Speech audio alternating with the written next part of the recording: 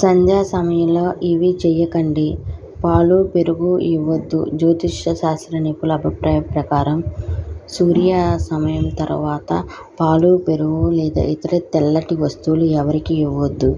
ఇవన్నీ చంద్రుడితో ముడిపడి ఉన్నాయి. సాయంత్రం వాటిని ఇవ్వడం వల్ల మీ మనశ్శాంతి దూరం అవుతుందని చెబుతున్నారు.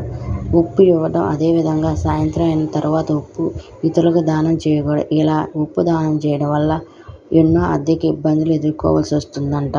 లక్ష్మీదేవి అడుగుపెట్టే సమయం సూర్యాస్తం తర్వాత ఇల్లు ఊడవకూడదు. సూర్యుడు అస్తమించిన తర్వాత లక్ష్మీదేవి ఇంట్లో అడుగుపెట్టే సమయంగా భావిస్తారు. ఆ సమయంలో చీపురుతో ఇల్లు శుభ్రం చేస్తే ఆ ఇంట్లో సంతోషంతో పాటు లక్ష్మీదేవి కూడా బయటికి వెళ్ళిపోతుందిగా భావిస్తారు. అందుకే లైట్ వేసిన తర్వాత ఇల్లు ఊడవద్దని పెద్దలు చెబుతారు. అయితే సూర్యాస్తమయానికి ముందు ఇల్లు శుభ్రం చేయడం వల్ల చాలా మంచిది. ఇలా చేస్తే మీ ఇంట్లో శుభం జరుగుతుంది. వీడియో నచ్చితే ఒక లైక్ చేయండి.